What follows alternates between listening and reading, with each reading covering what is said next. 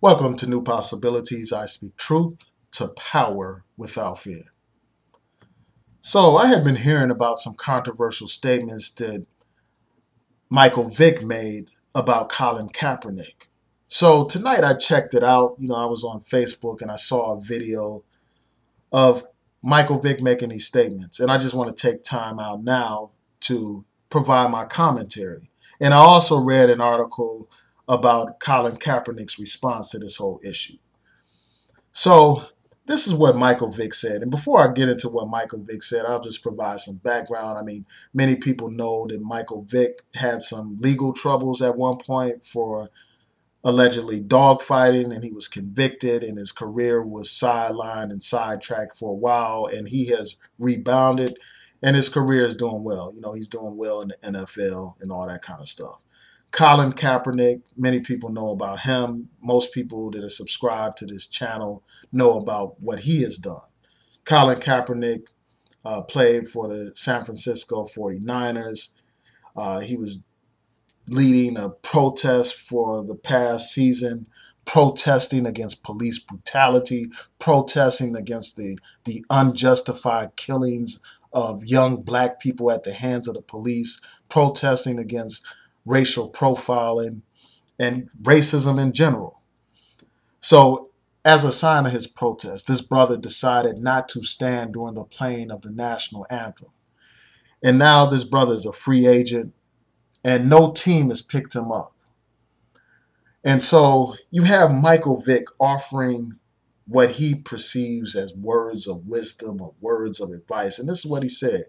He said, the first thing we got to get Colin Kaepernick to do is to cut his hair. He went on to talk about how even cornrows are not good. He went on to say that that doesn't represent himself well by having afros or cornrows and all that kind of stuff. He told Colin Kaepernick to go clean, and then he went on to say, why not? He said, try to be quote unquote presentable.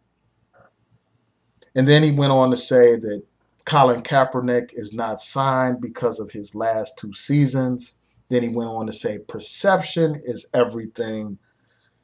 And then Michael Vick acknowledges that at one point Michael Vick wore cornrows and afros and all that kind of stuff, and he actually wore gold chains and all that kind of stuff. Then he was asked about selling out, and then he said it's not selling out. And he went on to say it's not about selling out. It's about when you're good, they're going to want you. You're going to be wanted. So I want to take some time to respond to this.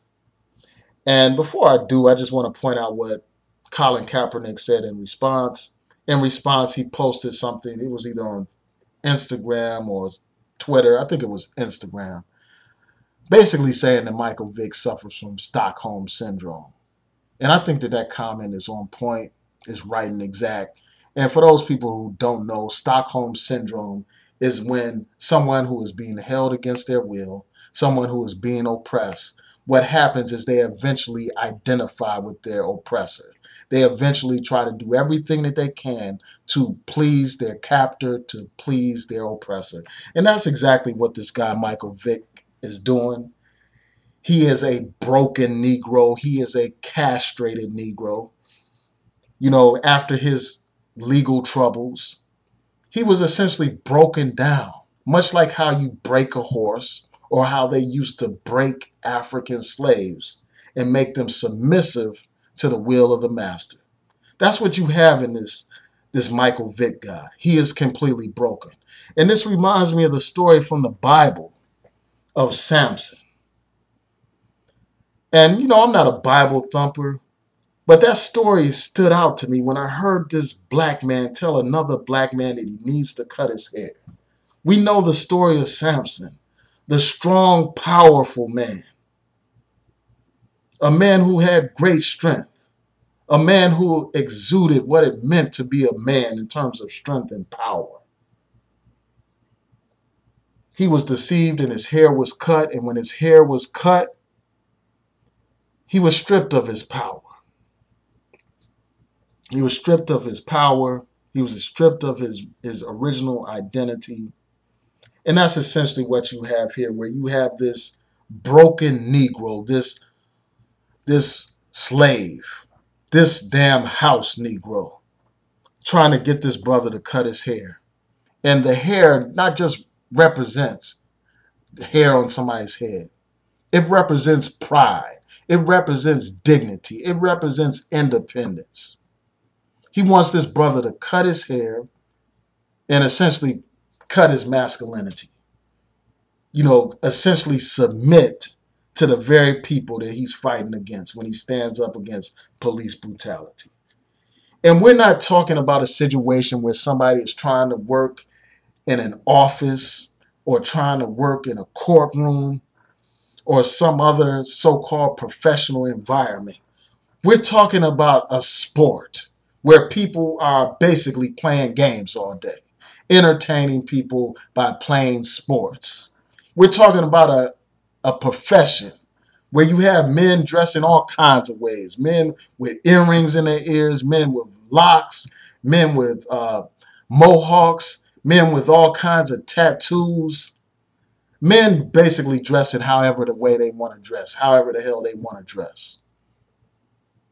And you're going to tell this man that he has to be clean shaven, he has to have his hair cut and all that kind of stuff in order to gain respect. That epitomizes the house Negro mentality. They think that if you behave, if you clean up, if you try to assimilate, if you try to make these white people feel comfortable and dress like them and talk like them and be polite and smile in their faces, that somehow they will respect you more. That somehow that will lead to more success. When that's not the case. Even if this brother cut his hair, he would still be a black man in America. Even if this brother cut his hair, they would still blacklist him, blackball him, and, treat him the way they're treating him now, because Malcolm X was clean cut, but he was a bold, courageous black man, and they still treated him like the N-word because he was courageous. So at this point, because this brother took a bold stand, even if he was to cut his hair, it wouldn't make a difference. They would still blackball this brother. And then Michael Vick talked about how Colin Kaepernick hasn't played well and all that kind of stuff. That he's not getting picked up by any of his teams because of his last 2 seasons. When there are all these documented examples of people who have less talent, less skills, worse records, but they have no problem getting picked up by the NFL. This is not just about some skills or lack thereof. This is about them making a statement. This is about them penalizing a black man for standing up. It's about them using this brother as an example. Much like how the slave master would break down the masses, make the masses fearful by persecuting those who had the courage to stand up. Just like how they dismembered and just did all kinds of horrific things to Nat Turner after that slave rebellion. In order to make a sign, in order to terrify the people so that nobody else will follow in that brother's footstep, they had to make an example of him. Where they took parts of his body, they did despicable things to that brother in order to make an example. And he's just one of many that they have done. They did all those horrific things to in order to terrify the slave, in order to break the will of the masses so that they wouldn't follow that bold, courageous example. And that's what they're trying to do with this brother, Colin Kaepernick. They're not only trying to break that brother down, they're trying to silence these black athletes. They're trying to punkify them and sissify them so they'll be quiet like Michael Jordan. So they'll be castrated like Tiger Woods. That's what they want. They love a weak black man. They love the non-threatening black man. But they hate a strong black man. And they make examples of strong black men. And that's what they're trying to do with this brother, Colin Kaepernick. This brother even said, well, I'm not going to even continue my protest, but they still blackballed this brother. They still blacklisted that brother.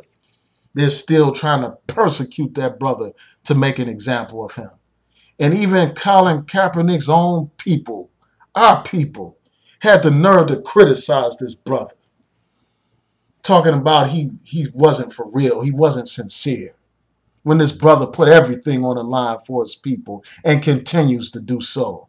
You had these do-nothing YouTubers talking all this stuff about this brother when he's actually doing something for the kids, giving his money to causes that help the people. So yeah, I just had to speak on this, man. I'm just tired of these bootlicking, ass-kissing, shoe-shining, tap-dancing house Negroes who get out here and they will use any opportunity to bash their own brother before the world. It's sick. So tell me what y'all think about this. Please rate, comment, and subscribe. Peace.